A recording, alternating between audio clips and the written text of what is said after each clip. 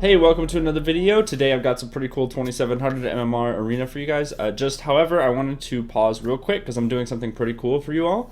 I'm actually giving away a bunch of the HyperX Cloud Stinger headsets. This is stuff that I use, and I think that it would be really cool to give away 5 of them for all of you guys out there if you guys are interested in getting a new headset for yourself. All you got to do is leave a like on this video and then head over to my website, cartoons.tv, and then you can enter actually more and more times. You can enter multiple different times for this giveaway for your chance to win. So be sure to go do that, guys. It's www.cartoons.tv. The link is in the description, and you can also see it to my right, my left, and your right. So anyways, guys, let's go ahead and jump into these games. And with these games, it's actually going to be at 2700 versus WizK, Flopsy, and Nesper. So they're all like 2900 something rated players on their alts or something like that, and we're actually fighting against them. They're playing Assassination Rogue, Shadow Priest, and Restoration Druid, and I'm playing MLS. We're not using Skype, we're not using voice comms or anything like that, so there's a little bit of miscommunication as the game goes on, but we love playing without voice comms, and it's very fun for us. So it's nice to be able to just sit back and focus on the game. So we're playing on the Grant, and real quick, I kind of want to set the scene. So we've just 2-0'd them. They played Elemental Shaman, Sub-Rogue, Restoration Druid. They lost as that. Then they switched over to Shadow Priest, Subtlety Rogue, Restoration Druid. They lost as that.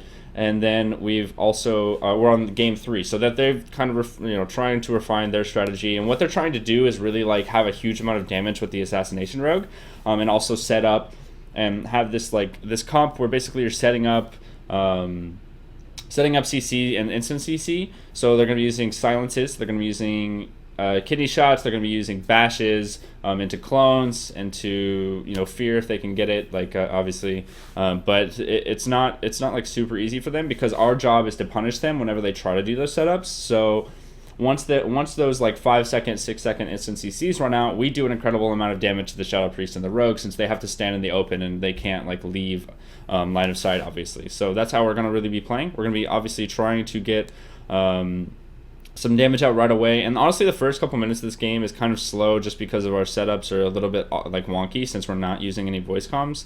Sometimes whenever we play, it just happens, you just don't have the perfect synergy game in the open. But as you can see, I pop Icy Veins, and then the Rogue instantly gets Iron Bark, so he's gonna be taking a lot less damage. I try to switch over to the Shadow Priest, but he's actually line of sighting. So what we're trying to do right now, our Shaman is trying to run away from the Shadow Priest to force him out in the open, which is really good to do.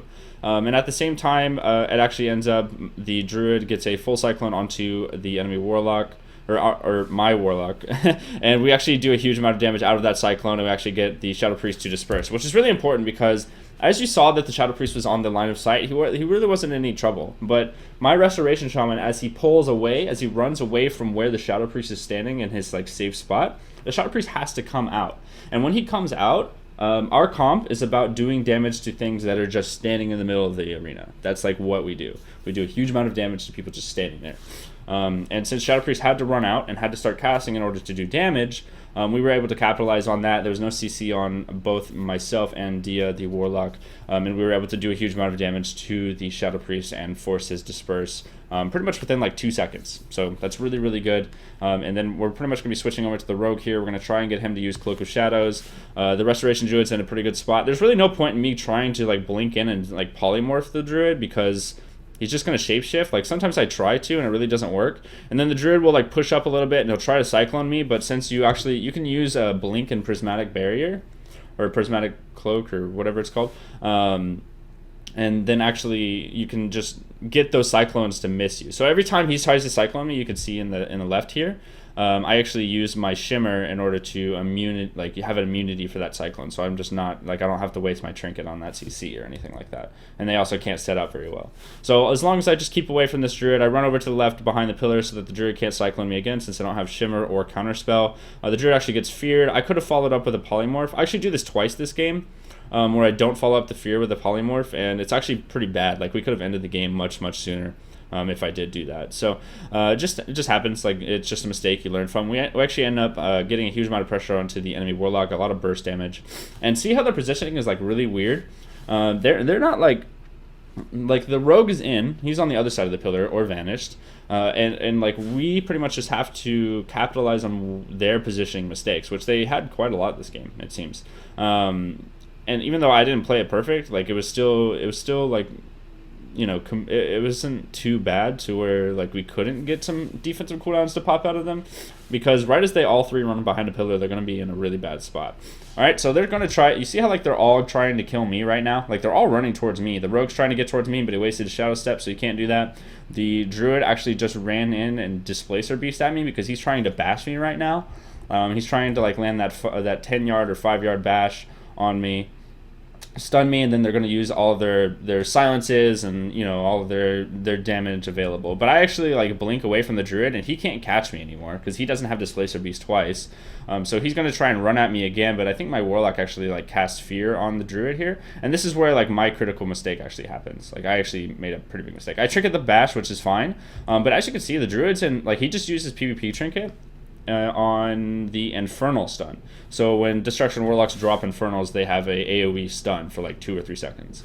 The druid actually trinkets that into a full fear, and he's not in caster form, and these guys can't interrupt my cast, but if for some reason I just don't polymorph this guy, I think it's like imperative to do damage to this rogue. If I just polymorph this guy right here, we would have won like instantly, because they're both at 30% health. They don't really have defensive cooldowns, and we could have just controlled this druid for quite some time. So I should have polymorphed there. I definitely messed up. I extended the game. I gave them another opportunity to beat us, and I also got cycloned here when I did have my interrupt. This druid's really hard to interrupt because he just fake casts so much, so I kind of chose to like not pay as much attention to the druid and just try to blink his cyclones as opposed to interrupt them. But we actually get a huge amount of damage here. I've got pretty much all my damage up. I have Comet Storm, I have a Flurry proc, I've got a Fingers of Frost proc, and what we're trying to do is just pressure the Shadow Priest behind the pillar, and then we swap over to the rogue here, and as you can see, I've got tons of Icicles, tons of Ice Lance procs, a Flurry proc, we get more Ice Lances out, and my Icy Veins is just about up right now, and I actually blink into line of sight of the druid here so that he can't free cast.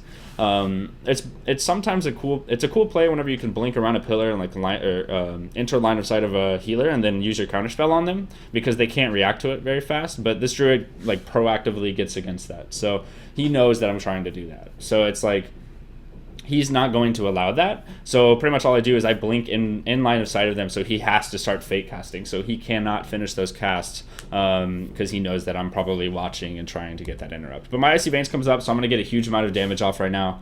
And as you can see, like Icy Veins ready to go, Frostbolt, and then here we go, starting the huge amount of damage. I actually put a Blizzard down to try and finish off my Frozen Orb cooldown because it makes it regen that cooldown faster. And then here's a really cool play. I see that the Druid Displacer Beast aimed towards my Shaman who's blinded, and based on the timing, like top players have this habit where they always try to follow up, like if that blind at the very end of that blind is when that cyclone is supposed to hit, and this druid knows that. So I kind of like time this druid's like abilities and his timing, and he actually Displacer Beast in, and I see that, so I target him. I start casting Polymorph while he's in cat form. He shifts out to try and start this cyclone and actually gets full sheeped.